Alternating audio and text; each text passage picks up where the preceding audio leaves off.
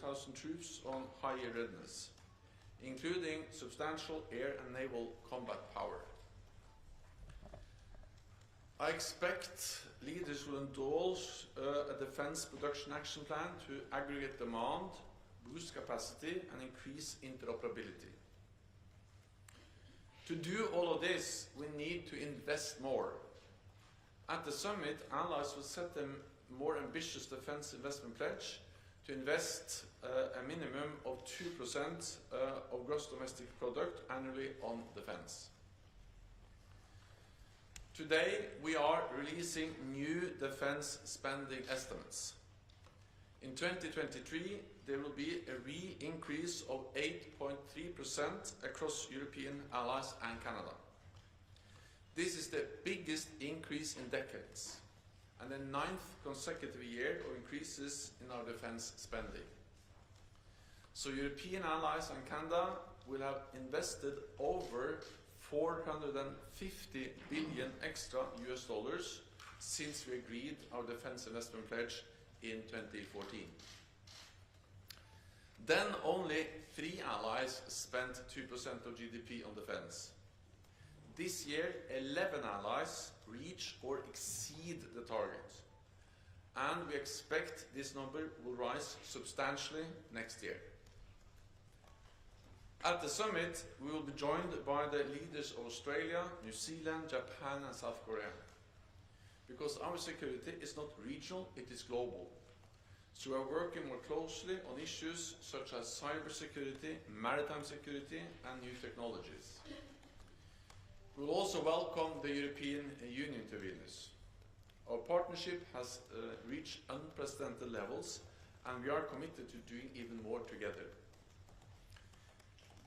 This will be Finland's first summit as a NATO ally, and we look forward to Sweden joining as soon as possible. Yesterday, I hosted a constructive meeting of senior officials from Turkey, Sweden, and Finland.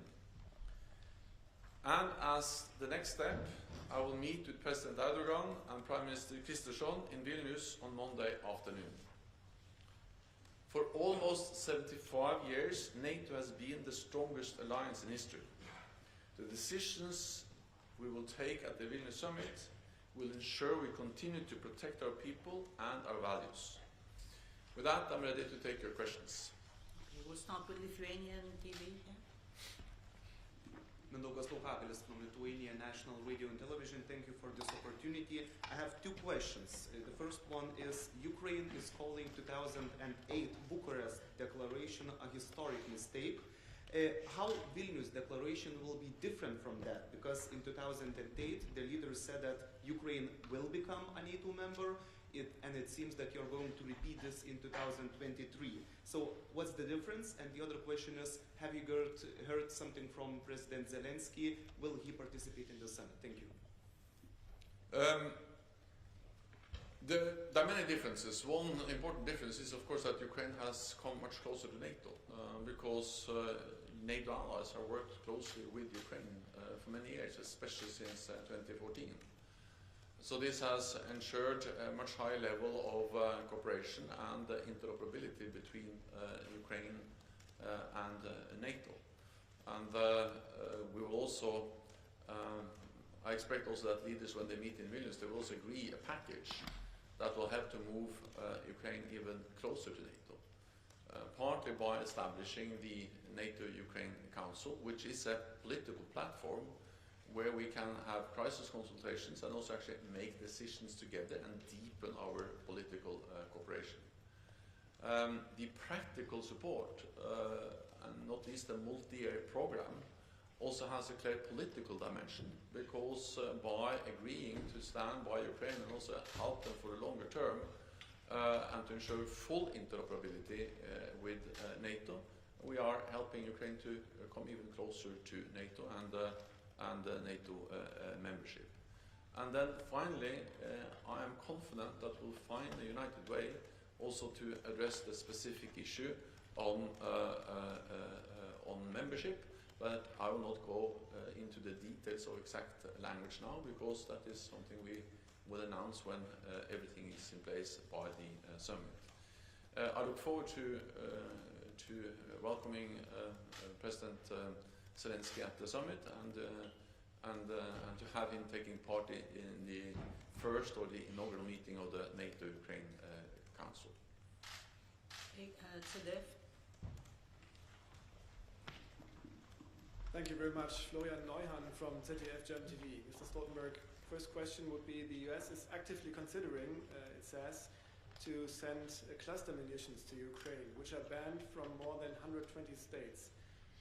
From a military point of view, do you think this is a good idea? Does Ukraine need such munitions? And from a political point of view, do you think it's wise to send weapons, munitions that are banned for good reasons? So NATO as an alliance do not have a position on the convention on cluster munition because a number of allies have signed the convention, but a number of allies have not signed the convention. It is for individual allies to make decisions on the delivery of weapons and military supplies to Ukraine. So this will be for governments to decide, not for NATO as an alliance. We are faced with a brutal war, and we have to remember that this brutality is also reflected in the fact that we every day see casualties, and that cluster munitions is used by both sides, or cluster munitions are used by both sides. And Russia used cluster munitions in their brutal war aggression to invade another country, while Ukraine is using it to defend itself. The best way to end this brutal war is for President Putin and Russia to stop attacking another country. That's also the best way to stop all the suffering, the casualties, and the death we see caused by different types of weapons on the battlefield every day. NTV. Secretary General Gül Solomon from NTV Turkey. The meeting of yesterday with regard to Sweden was rather a kind of icebreaker between the Turkish side and the Swedish side. You said that it was constructive. However, when we see the statement of the Turkish Minister for Foreign Affairs and his Swedish counterpart, there are still a gap. So how would you be able to bridge that gap until next Monday? And what kind of pressure, because you also call always on Turkey, but what kind of pressure you could do on Sweden so that they somehow try to face or at least release the concerns of Turkey? Thank you very much. For me, I think words like constructive and good is better than icebreaker, if I want to describe the meeting we had yesterday. It was a good meeting, it was a constructive meeting, and we made progress. And I'm confident that we'll continue to make progress, but there are still gaps to be bridged. And that's also the reason why I have invited President Erdogan and Prime Minister Kristersson to meet next month, on Monday, also in a few days in Vilnius, and we will meet there together, the three of us, with our experts, to sit down and look into the details, the concrete issues, and where we see differences between the Swedish position and the position of Turkey. And then that's the way to overcome differences when they exist, as they now do in the issue related to the final ratification of Swedish accession into NATO. My message is that Sweden has delivered at the same time on the commitments they made in Madrid in the joint memorandum. At the same time, I'm also very clear that Turkey has real security concerns, and that's the reason why we are sitting down and addressing them.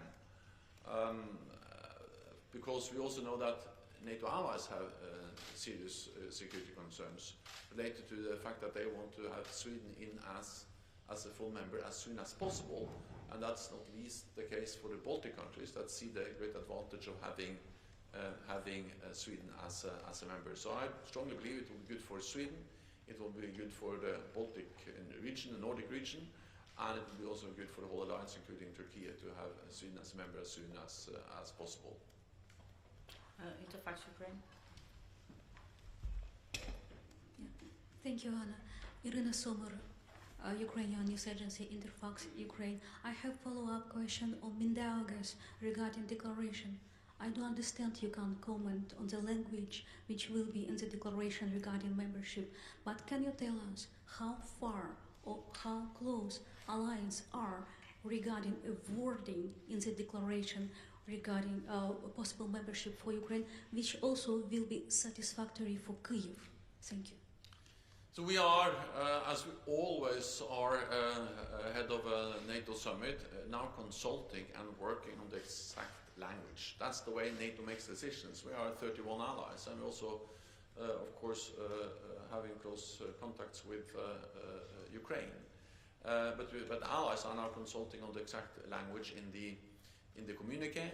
I'm confident that we will find a united way forward, including on how to move Ukraine forward on its goal to become a member of the alliance. I also expect, as I said, that there will be decisions on concrete support, practical support, but that has a dimension also when it comes to the political aspects, because more interoperability, a multi-year program for interoperability between NATO forces and Ukrainian forces helps, of course, Ukraine to move towards NATO. And stronger political ties with the NATO-Ukraine Council is also a way to move Ukraine and NATO even closer. So the language, the exact wording will be made public when we have agreed and when the statement is endorsed by all the leaders next week. But I'm confident that we'll have a message which is clear, and also not only clear, but most of all, that we have to remember that allies also agree already on a lot of important principles when it comes to Ukraine and membership. We agree that NATO's door is open. We agree that Ukraine will become a member, which is an important message. And then we agree that it's for the NATO allies and Ukraine to decide when the time is right, and not for Russia to have a veto.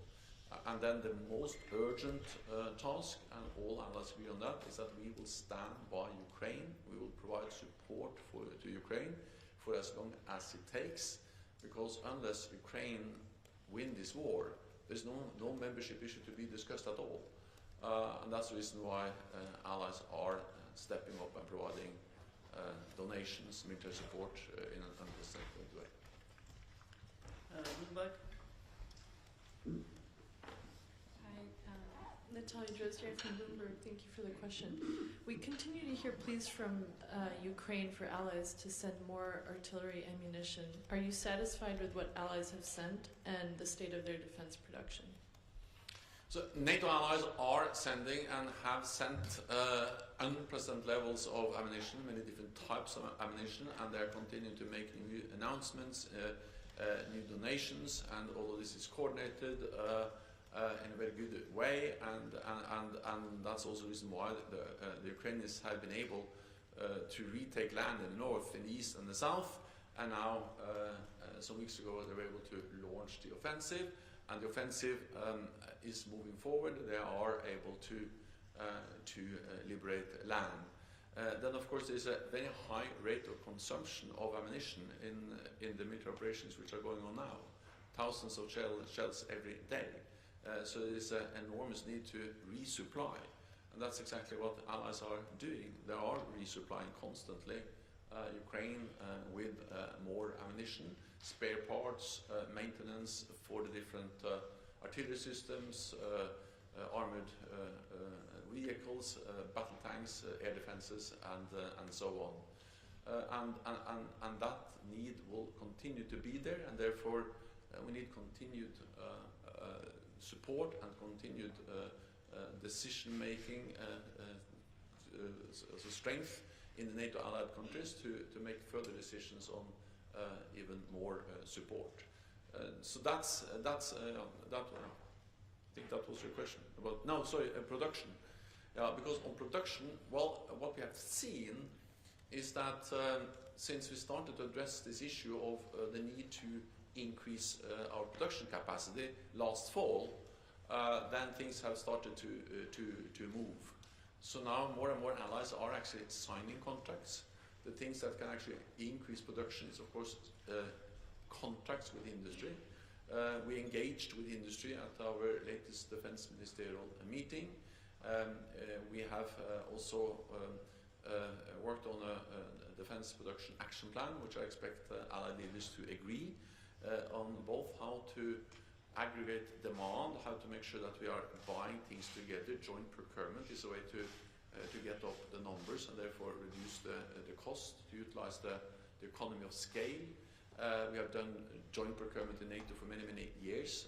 We have the NATO Support and Procurement Agency, which is now actually facilitating several big projects also for battle-decisive ammunition.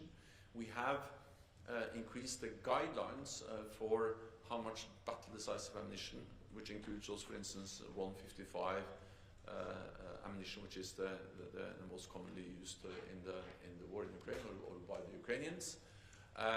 We have increased the guidelines for how much of this type of ammunition allies should have. And we are also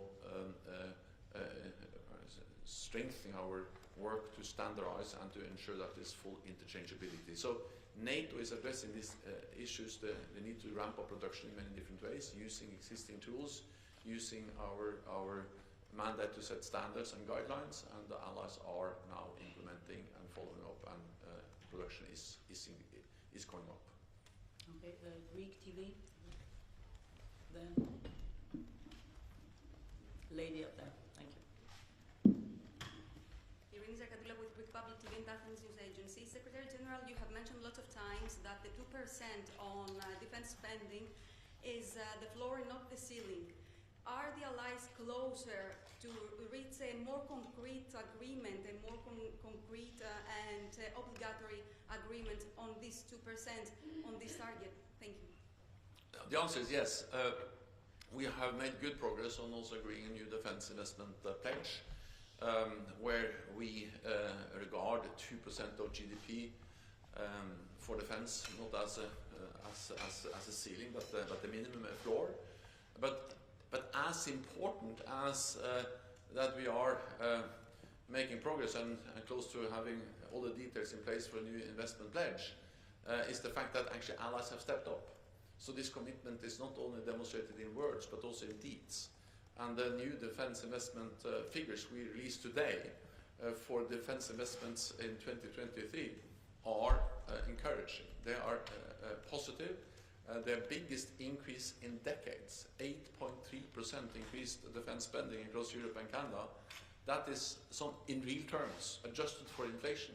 That is something we haven't seen across NATO for decades, and reflects that NATO allies are taking this extremely seriously, because to provide support to Ukraine, to sign long-term contracts for defense production with the defense industry, to replenish our own stocks, to invest in more high-end capabilities, there is a need for more money.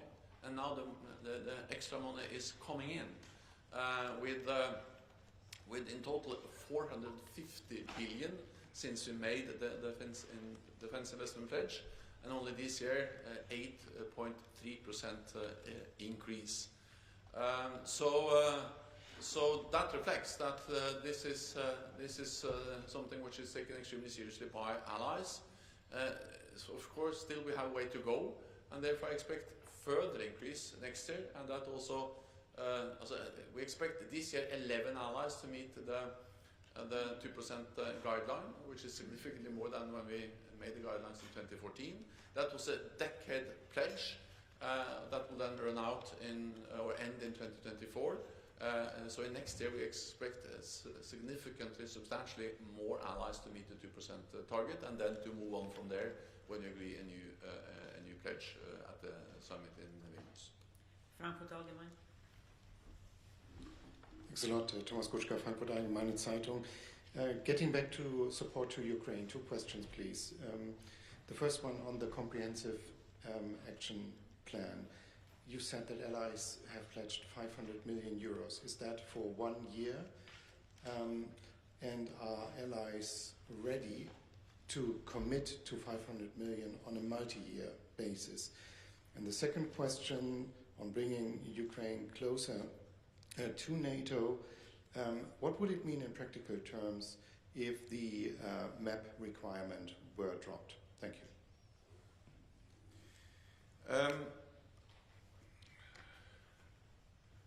So we are now finalizing the text and the decisions on both these issues. So therefore, I'm a bit careful to go into the details. You will see all the details on both the questions you asked within a few days.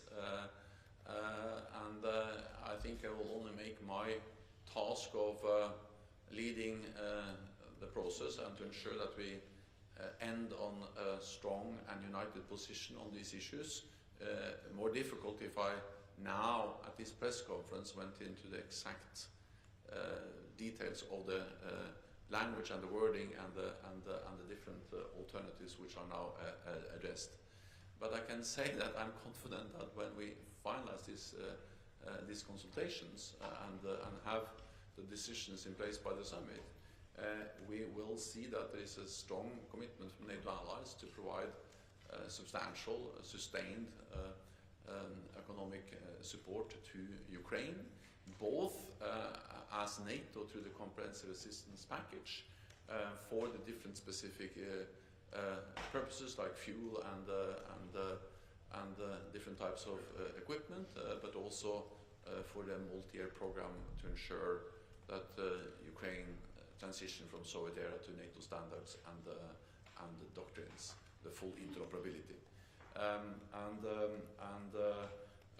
On the membership action plan, well, again, that I'm not going into the details, but the reality is that with all the different programs we have, with the NATO-Ukraine Council, with the multi-year program for interoperability, we will move Ukraine closer to NATO, and that will help us to also move on the issue of sending a positive message also on the membership question. Answer?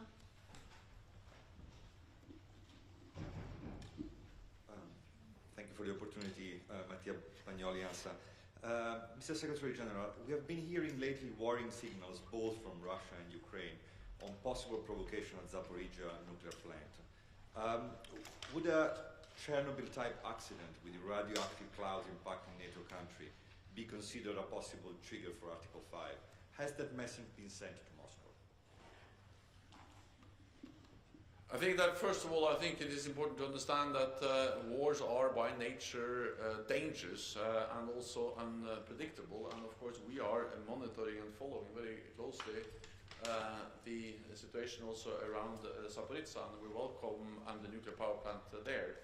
We also strongly welcome the fact that the International Atomic Energy Agency is monitoring closely. They have their experts following the situation, and this is important because the Zaporizhzhia power plant is Europe's largest nuclear power plant. The International Atomic Energy Agency have a responsibility, they have a mandate, we support that when it comes to ensure that regulations and safety standards are fully upheld. That is of course a big challenge in the war zone, and therefore Russia has a particular responsibility. The best and the message from NATO and from the IAEA is that Russia should not launch any attacks from the power plant. They should not, of course, attack the power plant, and they should withdraw their forces. That will enable the experts to do their work in a better way. They have had access and have made some judgments and some assessments they have said that they have seen no visible indication of mines or explosives at this stage, but they've also asked for additional access to verify the safety of the plant. So we continue to call on Russia to withdraw from the facility and ensure the Ukrainian and international experts have full access.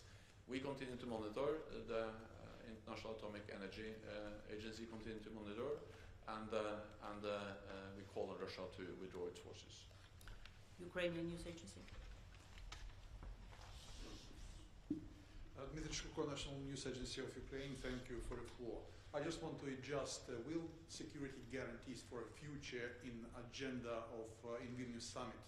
And if I may, about the future membership, both Ukraine and NATO members agreed that an issue of membership could be considered after the war is over. Would not it be an incentive for Russia to continue this war endlessly? And don't you think that the best guarantee, security guarantee for Ukraine is to ensure the NATO membership? Thank you. The most important thing now is to ensure that Ukraine prevails and that President Putin and Russia do not win this war. And therefore the most urgent task is the military support to Ukraine. Also knowing that the more land Ukraine is able to liberate, the stronger their hand will be eventually be at the negotiating table to find a peaceful, enduring and just end to this war. When the war ends, then it is important, of course, that we have the frameworks in place to ensure that Russia, President Putin, not only rests its forces, retrain them, reallocate them, rearm them, and then re-attack at the later stage. That is actually a lasting and enduring peace. And to ensure that we need frameworks in place to provide Ukraine with what they need to ensure that Russia is not going to attack again. And that's exactly what allies are discussing, partly as part of the discussion on the membership issue within NATO. And as I said, I'm confident that we'll find a united way forward as NATO allies on Ukraine's request for membership. We will also, I expect, make some concrete decisions on interoperability and all the things that will help Ukraine to move closer to NATO. Then it is also publicly known, and it has been announced by several allies, that there are bilateral and actually also some multilateral consultations with Ukraine on different types of security arrangements. And I welcome also those efforts. We have been briefed about them, and it will just complement and underpin the efforts of NATO as an alliance. The message is, of course, that we take our decisions as sovereign independent nations together with Ukraine. So it's not for Russia to make any decisions, to have any veto. And again, we help Ukraine to win this war by providing military support, and we'll continue to do that. Okay, Reuters.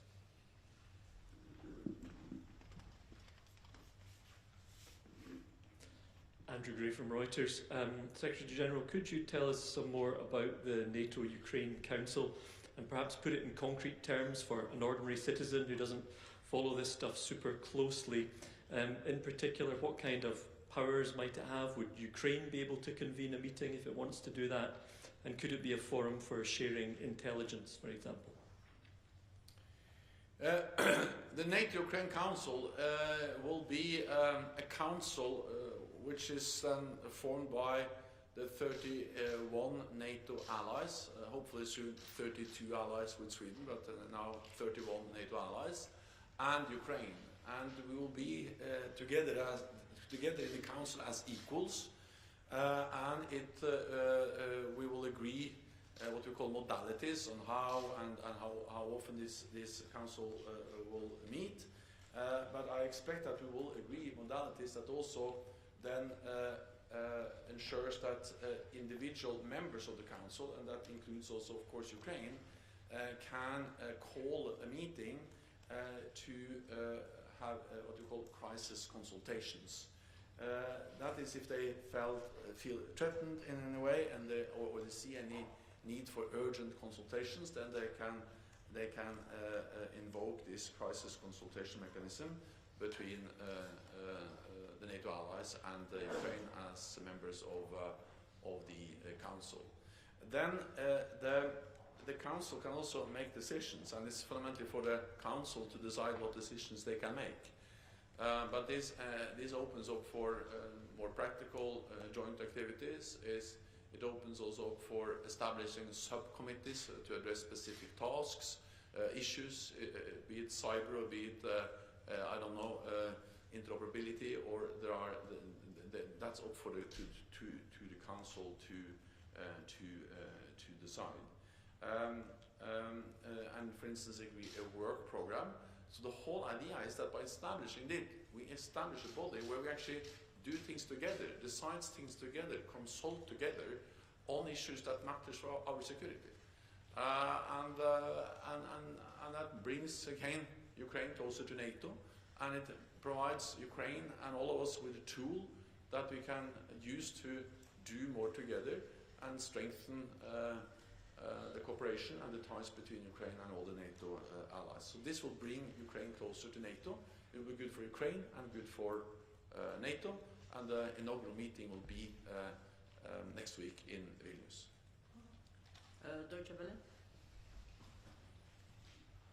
Sandra von Nahm, Deutsche Welle. Just a follow-up on the cluster bombs. Germany has already said that they are opposing sending cluster bombs to Ukraine. We understand that they could help Ukraine advance with their offensive, but if the US indeed decides to send them, is there not a risk that we could see first cracks in NATO's unity with regards to that topic? Thank you. Well, it is for individual allies to make decisions on what type of weapons. All allies agree that we should deliver weapons, ammunition to Ukraine, and allies are delivering an unprecedented level of military support to Ukraine. And of course, Germany and many other allies are delivering different types of ammunition, weapons to Ukraine. But when it comes to cluster ammunition, there is a difference between allies, because some allies have signed the convention on cluster munitions, and they don't have cluster munitions. So of course there is no cluster munitions to provide to Ukraine. Other allies have not signed the convention, and many of them, or at least some of them, have cluster munitions. So it is for these individual allies then to make those decisions. NATO as an alliance doesn't have a position on the convention, simply because there are different views among allies on the convention, and then also any possession of cluster munitions. Cluster munitions are only used in the war in Ukraine by both sides. The difference is that Russia is using cluster munition to attack, to invade Ukraine. Ukraine is using cluster munition to protect itself against an aggressor. And all allies, regardless of whether they have signed the Convention on Cluster Munition, agree that we should provide military support to Ukraine, as we do, also Germany. But exactly what type of weapons, what type of munition varies between allies, and will continue to vary between allies. Okay, I think we have one last question from Georgian TV. Pink, back row, back here. Over there, just above it. Georgian TV, Rustavita Tamara and Subidze. Can we expect some kind of messages in Vilnius regarding aspirant countries for Georgia, for example? Thank you. Well, our message has been for a long time, and was reiterated at the previous summit, that we need to strengthen our partnership with partners that are vulnerable for Russian interference and pressure. And at the summit, allies will reiterate our support to the territorial integrity and sovereignty of Georgia within its internationally recognized borders. Allies will also, I expect, reaffirm Georgia's right to decide its own future and foreign policy free from outside intervention. Therefore, we call on Russia to withdraw its forces it has in Georgia without any consent from the Georgian government, and to end its recognition and militarization of Abkhazia and South Ossetia. And I think also we have to recognize once again the importance that Georgia plays in also strengthening the partnership between NATO and Georgia and the commitment to Euro-Atlantic security. So, we will address also other partners than Ukraine. Of course, Ukraine will be at the top of the agenda because it's a full-fledged war taking place in Ukraine. But we will also address the importance of strengthening our partnership with a country like Georgia. Thank you very much. Follow up on council. Sorry? Follow up on council. On the council? Yeah. Okay, Irina, one last follow-up. Thank you. Thank you so much, Joanna. Just follow up on NATO-Ukraine Council. In the past, Hungarian constantly were blocking NATO-Ukraine Commission. Do you think that Hungary again or other ally will have a right to block such meetings? And do you think it's really fair upgrade for Ukrainians to have a council while NATO-Russia Council still exists? So first of all, the fact that we establish the NATO-Ukraine Council demonstrates that all allies, also Ukraine, and also Hungary is in favor of that, because that's the way we make decisions. Second, we have the modalities that will ensure that we can convene the meeting, and we will of course continue to, when we start to have meetings in NATO-Ukraine Council, I'm absolutely confident we'll continue to have meetings also in the future. Thank you very much. This concludes this press conference.